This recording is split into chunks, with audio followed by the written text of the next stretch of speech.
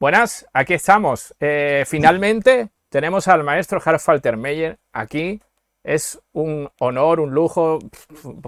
Podría tirarme toda la entrevista diciendo lo que para nosotros supone tener aquí a este grandísimo de la música de cine.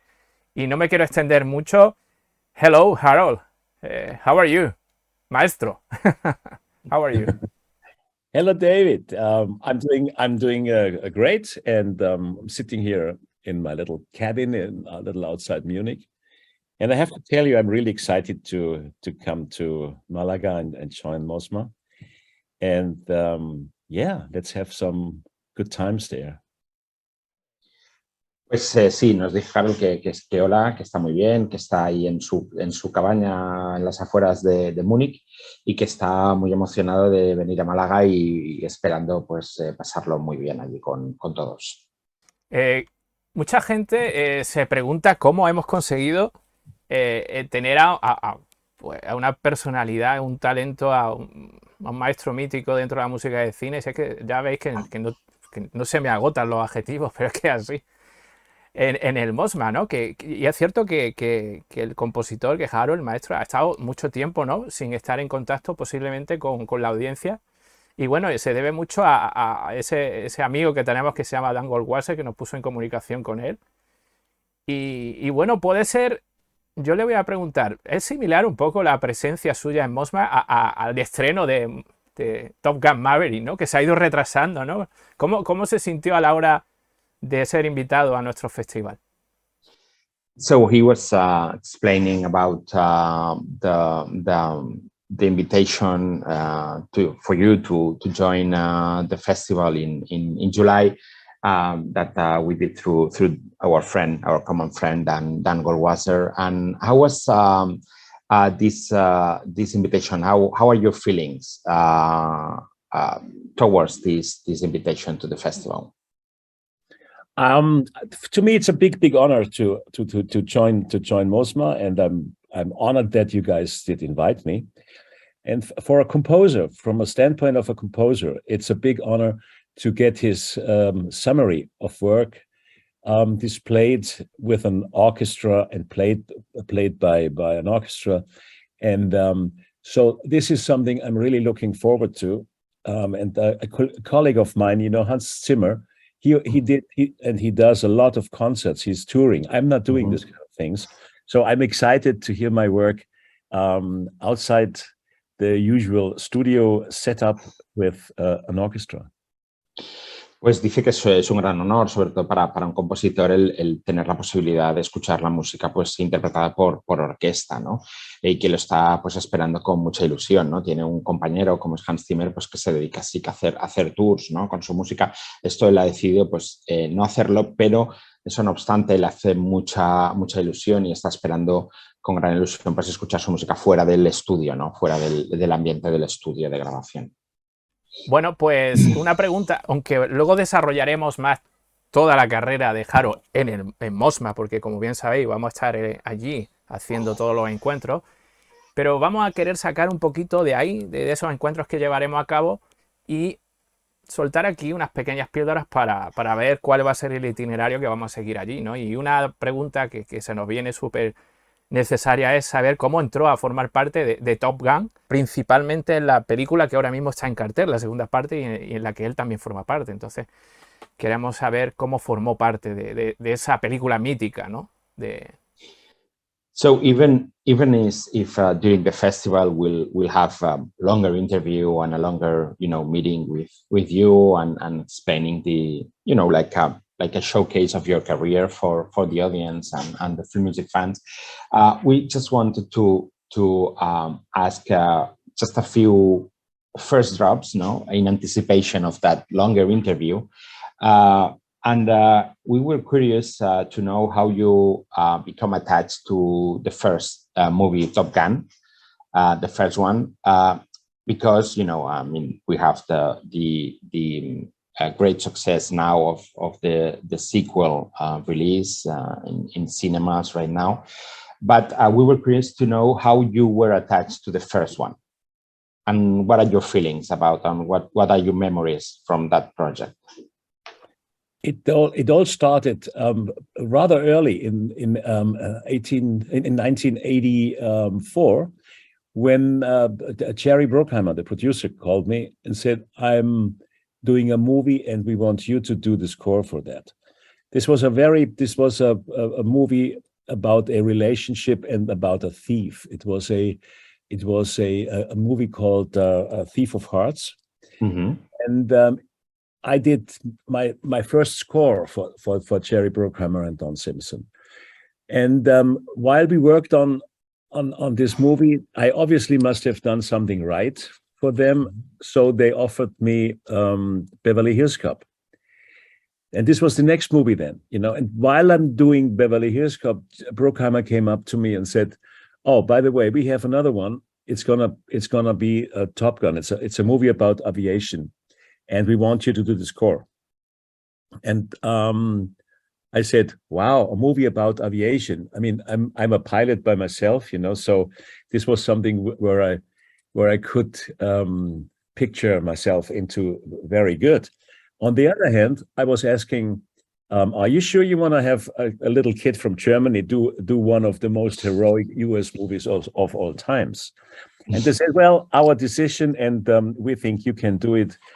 And then I said, how should the music be? I mean, this is normally you had like very heroic, huge orchestra scores for movies like this, like in The Right Stuff or so. And they said, "You just have to keep one thing in mind. All we want is rock and roll in the sky." And this was the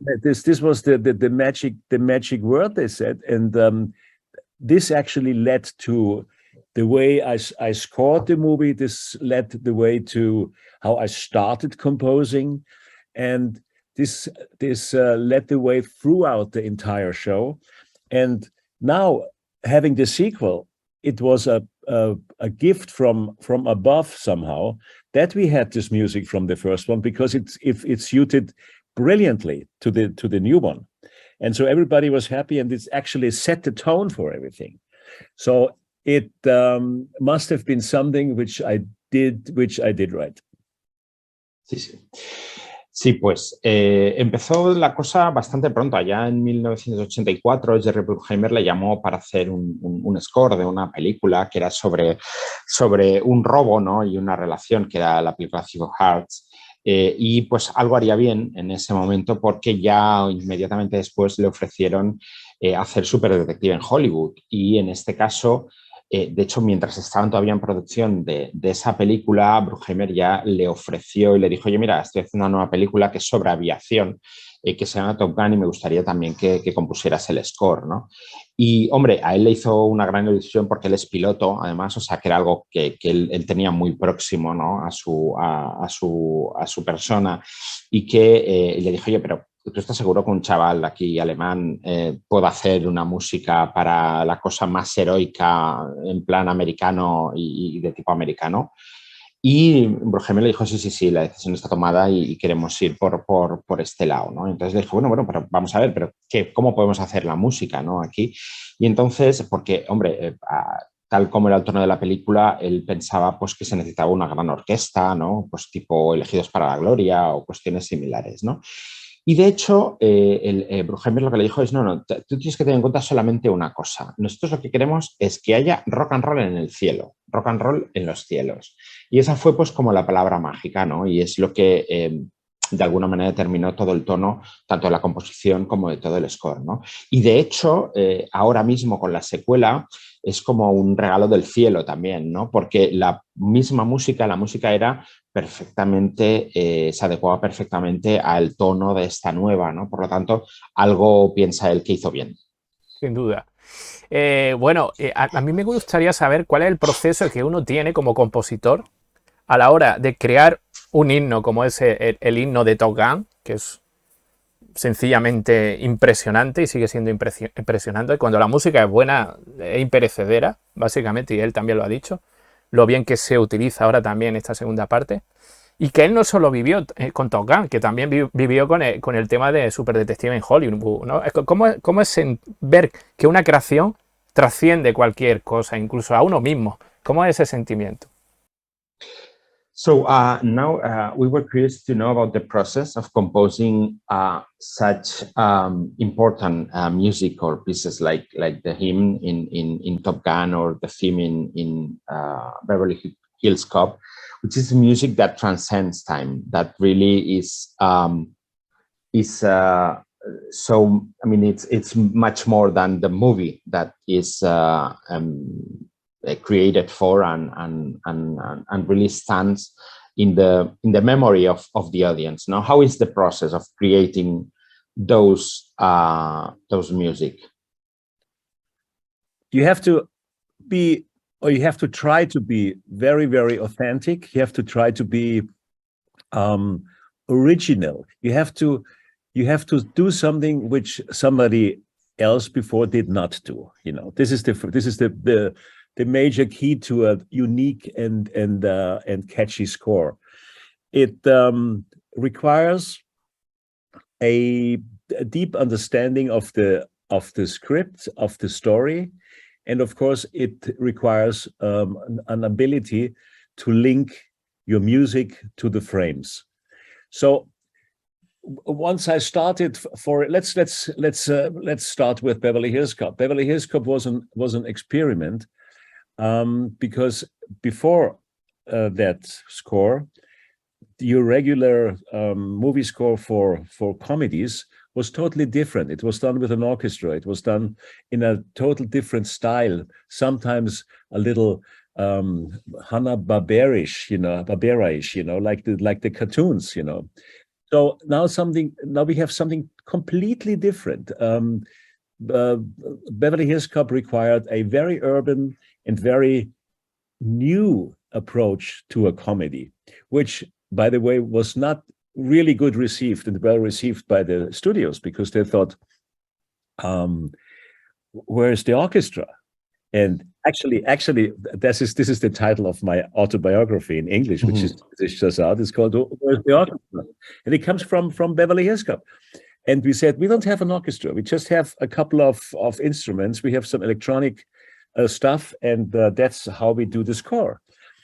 And so they were really curious what I'm gonna do. So the first layouts were devastating. Nobody liked it. Neither Bruckheimer nor Simpson nor Martin Brest, the director. Nobody liked it. So I did compose a second one. Nobody liked again. A third one. And then I think we went the direction where it was a narrow and a thin line of succeeding or getting fired from the project, because they didn't find a solution. I didn't find the solution. And I find myself one evening, I said, okay, let me try something else. And I was sitting in the studio, and I was trying different things, different sounds, looked again at the movie, tried to understand Eddie Murphy a little bit more. And then all of a sudden I recall a certain sound on a Jupiter 8, and I start to play a melody. And this is actually what was Axel F10, And it started with 2 notes, and I went up. I thought maybe some semitone steps would work, and mystic and catchy, jumpy, whatever attributes you want to call it. But all of a sudden I had this 2-bar riff with this world famous melody now. I did a little demo for them. I added a bass line, some beats, some strange urban break dancing kind of drums, and I played it for them. And so again, there was first of all a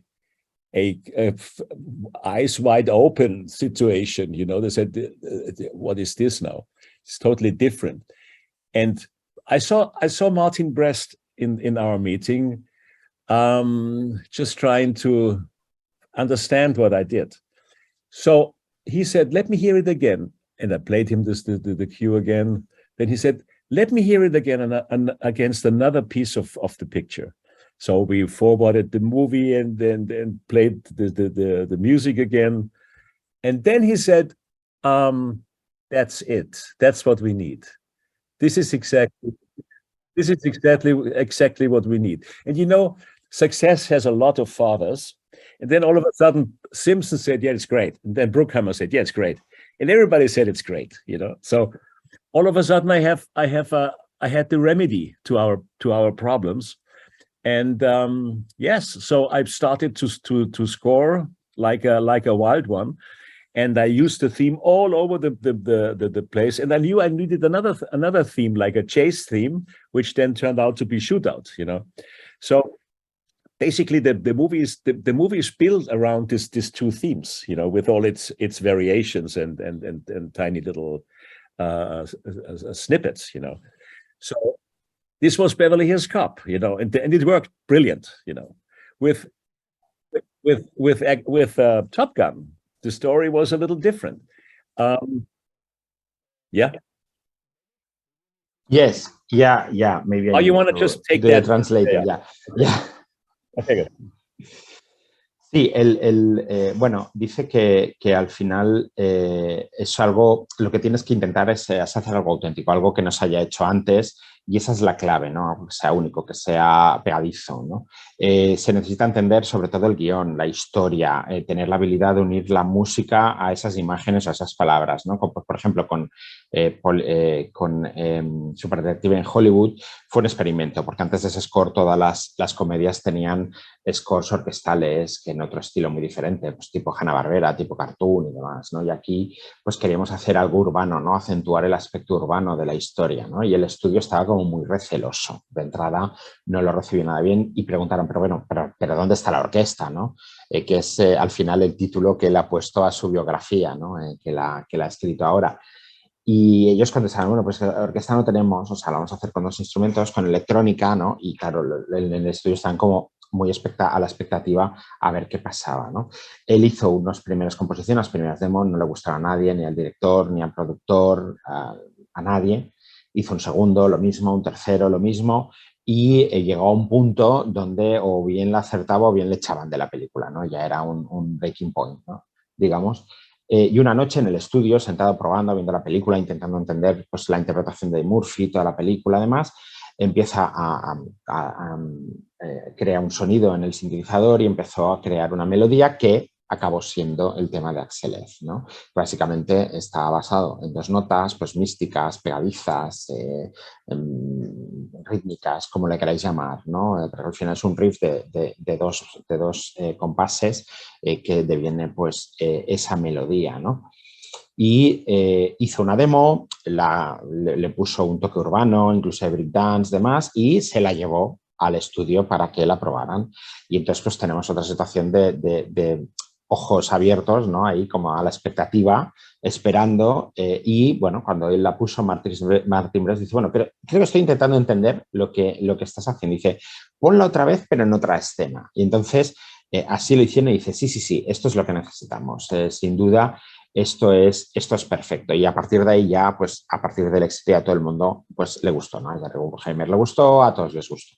Y él empezó pues a hacer el score basándose en eso, ¿no? El remedio que él había creado pues surtió efecto, creó otro tema nuevo que en principio era para una persecución, acabó siendo para un tiroteo, pero que al final era pues como un tema de acción y con esos 2 temas es lo que se basa el score, básicamente. Okay, good. Now, Top Gun was a total different story. As a composer, you always have some melodies in your bag, you know, to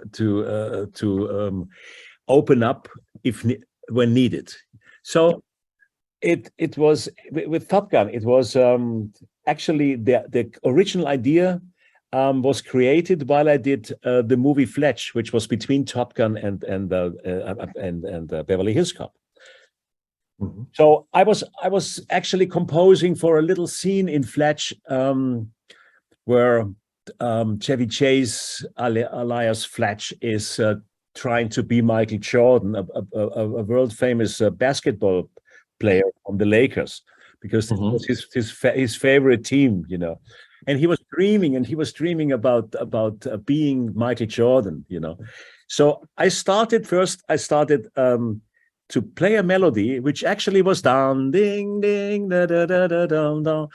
And I said, nah, this might not work. And while I played this, Billy Idol, who was working next door in another studio, slammed the door wide open, and the guys all knew that I'm doing Top Gun as my next movie. So Billy came in, slammed the door, and said, "Hey, Harold, this is Top Gun. This sounds like Top Gun." And I said, "Hi, Billy." And he left. He said, "Oh, I didn't want to interrupt." And he left, and in the hallway, I could hear him da da da da da. And so I took this little piece of music, and I took it away and stored it somewhere. First of all, of course, in my brain, and then I continued with finished the movie. So in an evening, while having dinner with Bruckheimer and Simpson in Los Angeles, Don Simpson, in the middle of chewing his steak, he was asking, "Oh, by the way, do we have a theme for Top Gun already?" And I said, "Well, I have a little idea, but it's not done yet. I have something." And then Bruckheimer didn't let loose and said, "You have an idea? Great. Can we hear it?" I said, "Look, it's just in my head. I didn't record it yet. I have to work on it." And he didn't let loose. He said, "Well, if you have it in your head, you could play it for us. Is that right?" I said, "Yes, but it's just a couple of bars. Doesn't matter. We want to hear it." So I found myself a couple of hours later in a studio, like 11 o'clock in the evening, playing this little fraction of the anthem to them. And of course, I cannot just play it has to go somewhere, So I completed the 8 bars, and then I didn't know where to go. So I repeated it another time, and then I thought, where the hell do I go? And they were sitting inside the control room. I was sitting outside. And I thought, well, let me try to modulate it across the circle, And so I did. And all of a sudden, I had fun with it because I knew that this is a great way to develop the theme, because it always goes up, somehow, And I was playing for a couple of times, went through total different keys and everything, and then I found the conclusion in coming back to a massive G chord and build up this, and I was playing and talking with hands and feet to them and say, "Look, this is now the point where the jet is on the carrier and taking off." And I said, "And now this is it. I don't have more." And they were clapping inside, they were cheering, and Bruckheimer took the microphone, the communication microphone, said, "It's brilliant, it's great, come on in." And so I came into the studio and they said, "It's wonderful. We actually did record what you just did." I said, "Great, because I might not remember what I did." So they said, "Now look, we have the following situation. We have Tom Cruise in town right now.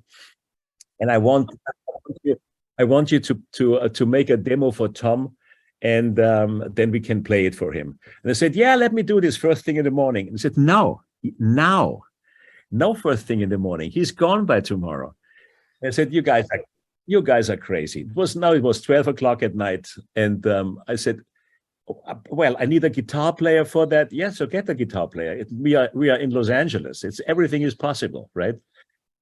So I said, "You guys must be crazy." So I went to our other studio and I started to record. I called our contractor, said, get me a guitar player in 2 hours and have to record a demo." And she said, you are crazy." So we called Richie Cito, actually, a friend of ours, and he said, "You guys are crazy." He said, "We know we are crazy, but we have somebody who wants this real bad." Okay, so 3 o'clock in the morning, I have a guitar player in the studio. I'm recording a demo and I'm mixing a demo, and I called the guys and said, "Okay, come on over and listen." So the entourage came over: Bruckheimer, Simpson, Cruise, and I guess it was Bob Battermy, our music editor. We got him out of bed as well. So 4 o'clock in the morning, they're coming to the studio, and I hammered the Top Gun anthem to them. And there was this Tom Cruise guy. You know, he was a young actor. He had just 1 or 2 movies done. You know, he was looking eyes wide open to the setup I had there and said, "Wow." And then I played it, and I had to play it again. And he said, "It's wonderful. I love it." And then the sweetest thing on earth was he came towards me and said, "Can I have a cassette?" I said, "Yes, you can have a cassette." So this is the Top Gun story.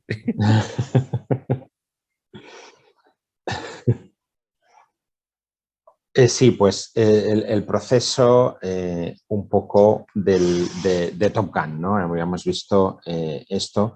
Efectivamente, el tema era que la historia es muy diferente, ¿no? Empezó como compositor, tú tienes ciertas melodías que vas guardando en la cabeza, ciertas ideas, ¿no? Y en este caso, el tema de Top Gun empezó con la composición de Fletch, que es la película que hizo un poco entre medias, ¿no? Super Detective en Hollywood y Top Gun, ¿no? Y había una escena en la que Chevy Chase hace como de jugador de baloncesto de los Lakers, ¿no? Y entonces sueña con que quiere ser Michael Jordan, porque es su gran sueño y demás.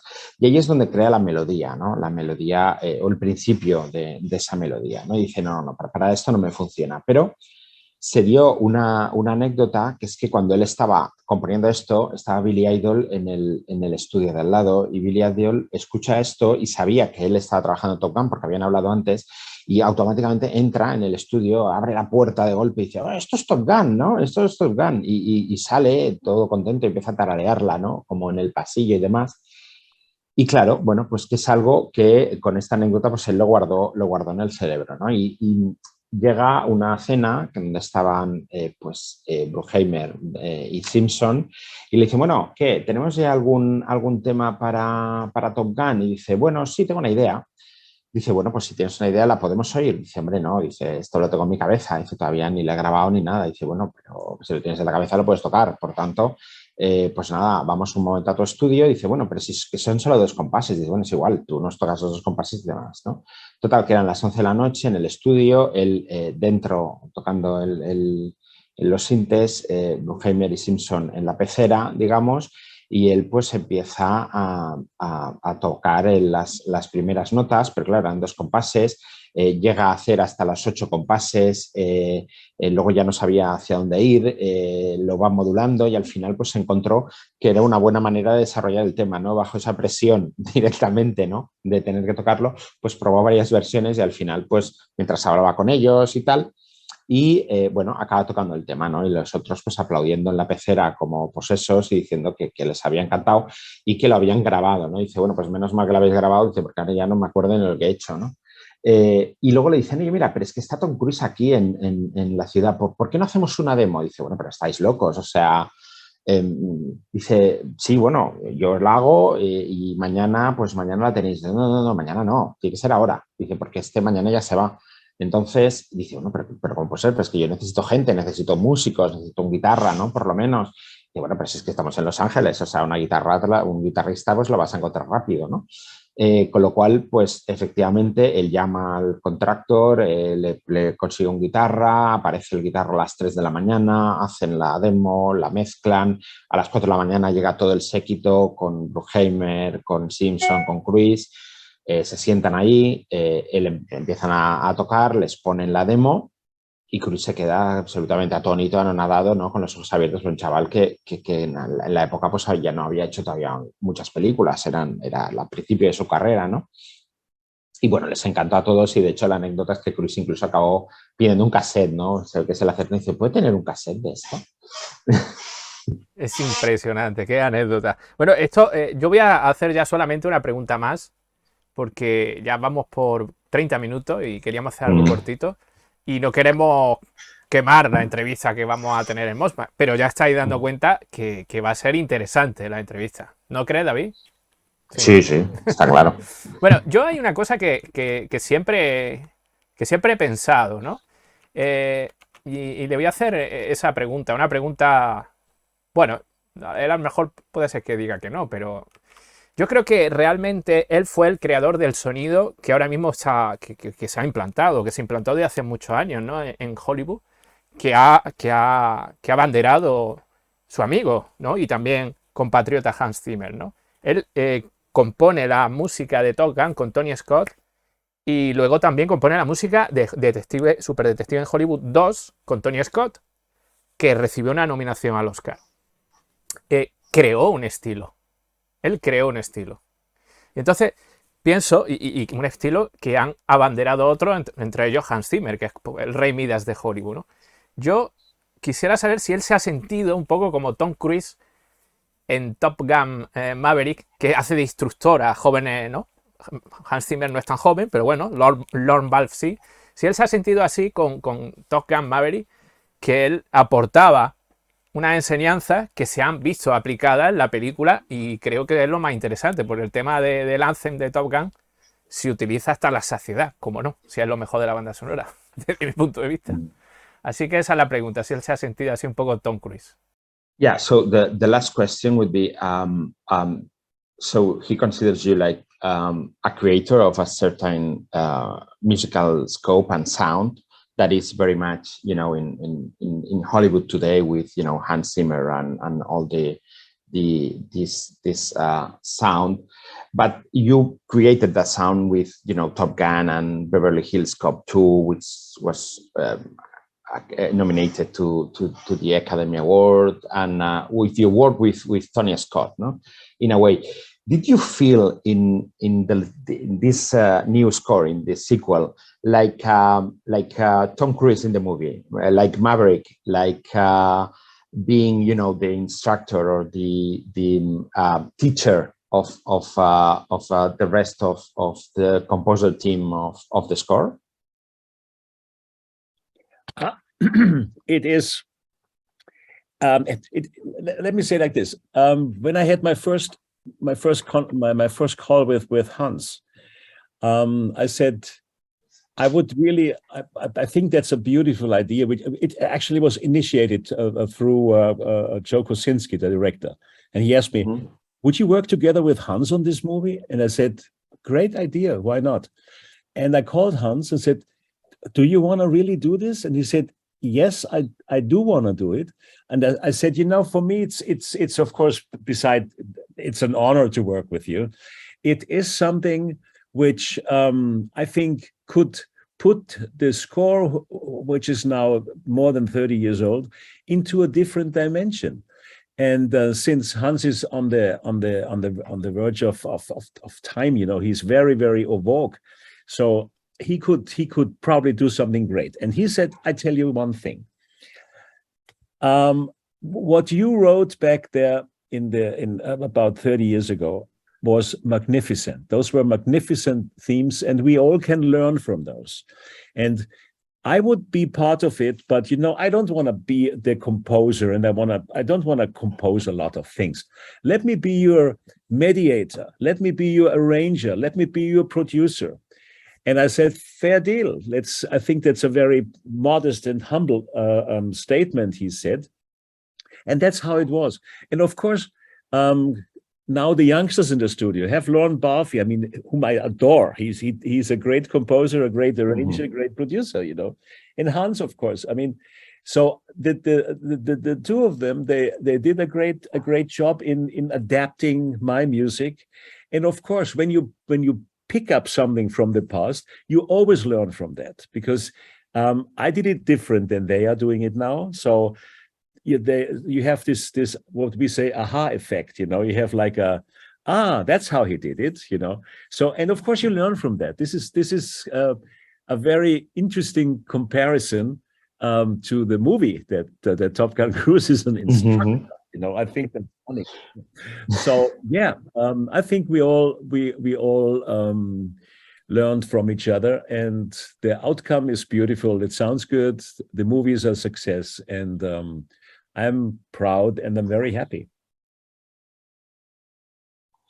Sí, pues cuenta que en la primera llamada fue de hecho el director, John Krasinski, el que sugirió y dijo, oye, ¿qué tal? ¿Cómo verías trabajar con Hans Zimmer para este score? Y él dijo, oye, pues yo creo que es una buena idea, ¿no? Entonces tuve una primera llamada con Hans, y Hans dijo, oye, ¿pero de verdad quieres hacer esto? Dice, porque claro, es un honor trabajar contigo, lo que tú escribiste hace 30 años, son temas magníficos, pero los vamos a llevar, él pensaba que, pues bueno, que con este score pues, se podían llevar a una nueva dimensión, ¿no? Y que además con Hans pues podían hacer una cosa muy, muy, muy buena, ¿no? Y Hans le dijo eso, mira, yo es que no quiero componer muchos temas, porque creo que los temas ya son los que tienen que ser, ¿no? Entonces, yo me ofrezco más bien pues como mediador, como arreglista, como productor, ¿no? Del score. Y él pensó que era algo muy humilde por parte de Hans y muy interesante, ¿no? Luego el estudio propuso al Norvalf, que también le adora porque piensa que es un gran compositor y ha hecho un grandísimo trabajo adaptando, tanto junto con Hans, ¿no? Adaptando esta música a esta nueva peli, ¿no? Y que al final es un proceso en el que cogiendo cosas del pasado, música del pasado, pues siempre se aprende de ello, ¿no? Y que es muy interesante el hecho de que cada uno aprende pues del otro, ¿no? Es decir, fue un aprendizaje mutuo y que al final pues el final ha sido pues que está muy orgulloso del score, que la película está funcionando fantásticamente bien y que está pues muy contento y muy orgulloso con el resultado.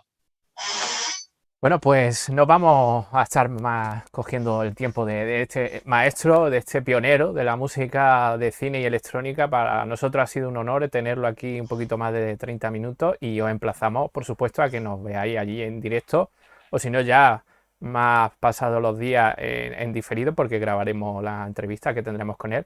Lo que no vamos a grabar, por supuesto, al concierto. Tendréis que ir a ver el concierto que presenta espectacular. Vamos a hacer un recorrido por toda su carrera. Yo sí me despediría de él diciendo, bueno, que invite, ¿no? A la gente a que vaya y que le diga más o menos lo que van a encontrarse en el concierto, ¿no? ¿Qué temas se van a incluir? Y que no hable del encore, el encore, ¿no? Yeah. So thank you for your time and for being here, and just see you in a few days, really, in in Málaga. And well, he was introducing the concert that we're gonna have there. It will be like a path of your career, a showcase of all the music in your career. And just, you know, if you want to invite people, you know, to come to the concert and enjoy and what they're going to find in that concert. Well, what will they find? They will find a summary of my work, a like a kaleidoscope of my work. And through the decades of my musical being, and the beautiful part of all that is, if I would have never writing another piece of music, I have a beautiful span of the 80s to the present. And this is a great way to finish a career if I would have to finish. Pues dice que sí, que os vais a encontrar pues con un compendio, con un caleidoscopio de todos sus trabajos, ¿no? Desde las puertas, ¿no? de su espíritu musical, y que bueno, que si desde luego, si es que no tiene que escribir ninguna otra composición, ¿no? Pues que sería un precioso, un bonito pues compendio, ¿no? Al final de esa carrera de composición. Thank you very much, maestro. See you very soon. See you very soon. David. Bye. See you soon. See you soon. Bye bye. Bye bye.